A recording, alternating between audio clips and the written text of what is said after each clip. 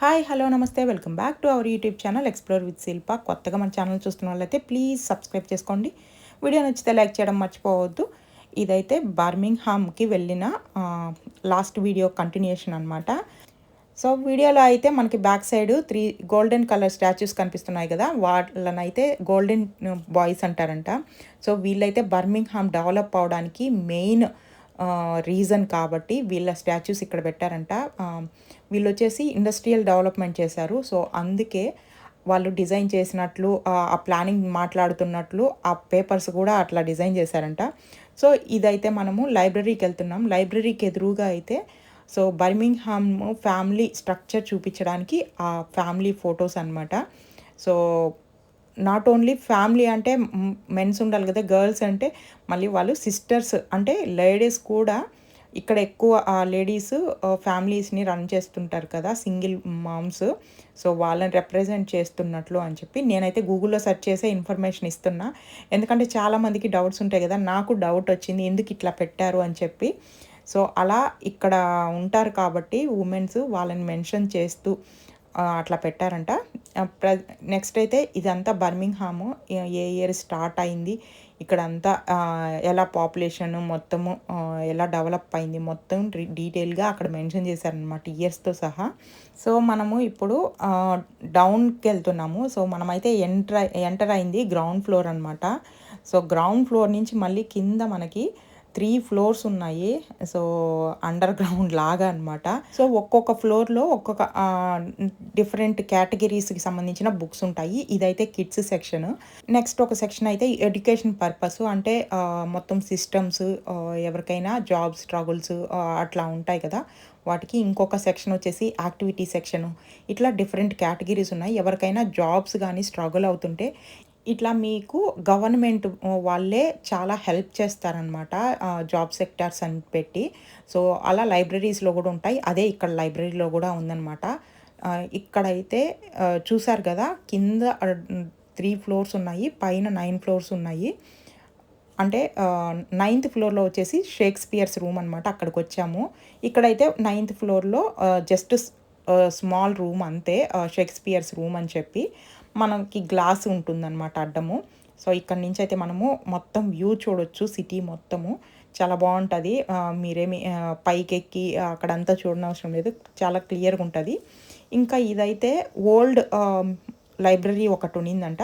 ఆ ఓల్డ్ లైబ్రరీలో షేక్స్పియర్స్కి సంబంధించిన ఇట్లానే రూము ఒక స్పెషలైజేషన్ ఉంటే అదంతా డిమాలిష్ చేశారంట ఆ లైబ్రరీని. అక్కడి నుంచి ప్రతి పీస్ తీసుకొచ్చి ఇక్కడైతే మళ్ళీ సెట్ చేశారు సేమ్ అలాగే ఉండేటట్టు.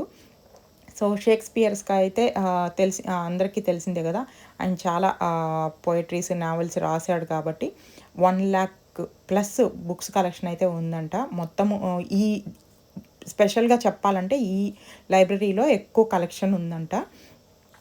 ఇది వచ్చేసి యూకేస్ లార్జెస్ట్ లైబ్రరీ, యూరప్లోనే పబ్లిక్ లైబ్రరీలో one of the biggest one అనమాట. సో ఎంత పెద్దదో మీకే అర్థమై ఉంటుంది. ఇంకా యూరోప్ కంట్రీలోనే బిగ్గెస్ట్ అంటే సో బర్మింగ్హామ్. ఇది వచ్చేసి 2013లో ఈ లైబ్రరీ అయితే ఓపెన్ చేశారంట. సో ఇక్కడైతే విక్టోరియా కాలంలో ఆయన ఉన్నారు కాబట్టి అప్పట్లో ఆమె గురించి కూడా ఇక్కడైతే కొన్ని డీటెయిల్స్ ఉంటాయన్నమాట. సో బర్మింగ్హామ్లో ఉన్నా లేకుంటే నియర్ బై ఎవరున్నా కూడా ఖచ్చితంగా బర్మింగ్హామ్ వెళ్ళినప్పుడు ఎలాగో టెంపుల్కి వెళ్తారు కదా, సిటీ సెంటర్కి వెళ్ళినప్పుడు ఖచ్చితంగా లైబ్రరీని విజిట్ చేయండి, చాలా బాగుంటుంది. సో మీకు ఒక మంచి ఎక్స్పీరియన్స్ వస్తుంది లైబ్రరీ. సో దీనికి పర్ ఇయర్ వచ్చేసి పర్ మంత్ 1 మిలియన్ పౌండ్స్ ఖర్చు అవుతుందంట. సో ఎలక్ట్రిసిటీ కానీ ఇందులో వర్కర్స్ మొత్తం గవర్నమెంటే. ఇక్కడ మొత్తం గవర్నమెంట్ స్కూల్స్ మనకు కూడా ఉన్నాయి కదా, గవర్నమెంట్ స్కూల్స్ అన్నీ కూడా గవర్నమెంట్ ద్వారా ఎలా నడుస్తాయి, ఇక్కడ కూడా లైబ్రరీస్ ఇవన్నీ కూడా గవర్నమెంట్ మీదే డిపెండ్ అయి ఉంటాయన్నమాట. కానీ ఇంత పెద్ద లైబ్రరీస్ని మెయింటైన్ చేయాలంటే కొంచెం కష్టం. సో అందుకే ఫండ్ రైజింగ్ కూడా అప్పుడప్పుడు చేస్తుంటారు, చాలామంది ఫండ్స్ ఇస్తూ ఉంటారనమాట. ఈ కార్వింగ్ మొత్తం వచ్చేసి విక్టోరియన్ కలెక్షన్ అంటారంట. ఎందుకంటే ఆ టైంలో కాబట్టి ఆమె స్పెషల్గా షేక్స్పియర్ కోసం చేపించింది కాబట్టి ప్రతి కార్వింగ్ని పోగొట్టకుండా ప్రతి పీస్ అండ్ పీస్ తీసుకొచ్చి మళ్ళీ ఎగ్జాక్ట్గా ఇక్కడ రెనోవేట్ చేశారంట. అది చాలా సూపర్ కదా అసలు. అట్లా వాళ్ళు మెమరీస్‌ని ఎక్కడ కూడా పాడు చేయరనమాట. ఇంకా వచ్చేసి ఎవరైనా గూడా జాబ్స్‌తో స్ట్రగుల్ అవుతుంటే ఇక్కడ మీరు ఇన్ కేస్ జాబ్ రాకున్నా కూడా వాలంటీర్‌గా కూడా వర్క్ చేయొచ్చు. వాలంటీర్‌గా అంటే ఫ్రీ సర్వీస్ అనమాట. సో, ఈ సర్టిఫికేట్స్ తీసుకెళ్తే మీరు మళ్ళీ ఈజీగా కొన్ని జాబ్స్ వస్తాయన్నమాట గవర్నమెంట్ సెక్టార్స్‌లో. సో, ఇదొక అంటే ఇక్కడ అట్లా చేస్తారు ఎక్కువ మంది. చారిటీ షాప్స్‌లో, లైబ్రరీస్‌లో ఫ్రీ సర్వీస్ చేస్తారనమాట వాలంటీర్స్‌గా. ఆ సర్టిఫికేట్స్ ఫ్యూచర్‌లో యూజ్ అవుతాయి. నెక్స్ట్ వచ్చేసి సెవెంత్ ఫ్లోర్‌లోకెళ్తే మీరు గార్డెన్ సిటీ ఉంటది. సో, అది కూడా చాలా బావుంటది. సో, అయితే మీరు స్టెప్స్ అయితే అస్సలు యూజ్ చేయకండి. స్టెప్స్ వల్ల ప్రాబ్లమ్ ఏంటంటే మీకు ఇంకా ఎగ్జిటే ఉంది. అది నాకు అర్థం కాలేదసలు. ఓన్లీ లిఫ్ట్ యూజ్ చేస్తేనే మీరు వెళ్ళగలరు. మేము ట్రై చేశాననమాట. సో, స్టెప్స్ తీసుకుంటే అది ఫైర్ ఎగ్జిట్ కాబట్టి మీకు లోపలికి ఎక్కడ యాక్సెస్ లేదు స్టెప్స్ నుంచి. సో, పైన ఎక్కితే ఇంక డైరెక్ట్ కింద దిగడమే అంతే. లాస్ట్ ఫ్లోర్‌లో. ఇదైతే సెవెంత్ ఫ్లోర్‌లో. సో, ఖచ్చితంగా లిఫ్టే యూజ్ చేసుకోండి. లిఫ్ట్ యూజ్ చేస్తేనే మీకు అన్ని ఫ్లోర్స్‌లో యాక్సెస్ ఉంటదనమాట. సో, ఇదైతే ఓపెన్ లాగా ఉంది.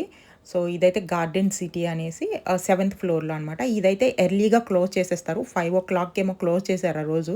మళ్ళీ వెళ్ళడానికి ట్రై చేశాననమాట 5 తర్వాత. అప్పుడు క్లోజ్ చేశారు. కాకపోతే మేము వెళ్ళిన రోజు కొంచెం వర్షం పడుతూ విండీగా అట్లా ఉనింది వెదర్ గూడా. సో, కానీ చాలా మంచిగా ఎంజాయ్ చేయొచ్చు. సిటీ మొత్తం వ్యూస్ చూస్తూ ఇంకా ఫోటోస్, వీడియోస్ అన్నీ చేసుకోవచ్చనమాట. ఎంతసేపున్నా ఇవంతా ఫ్రీ ఎంట్రీ అండి లైబ్రరీకైతే. సో, మీకు బయట గూడా మీరు ఇదంతా చూసారంటే చుట్టూ డిజైన్ మొత్తము రింగ్స్ లాగా ఉంటది. ఇది బర్మింగ్హామ్ అనేది ఇండస్ట్రియల్ రెవల్యూషన్ మీద ఎక్కువ డెవలప్ అయింది కాబట్టి, దాన్ని రిప్రజెంట్ చేస్తూనే వీళ్ళైతే అలానే డిజైన్ చేపిచ్చారంట. సో, యాక్చువల్‌గా దీని మీదయితే ఓల్డ్ లైబ్రరీని డిమాలిష్ చేయొద్దు.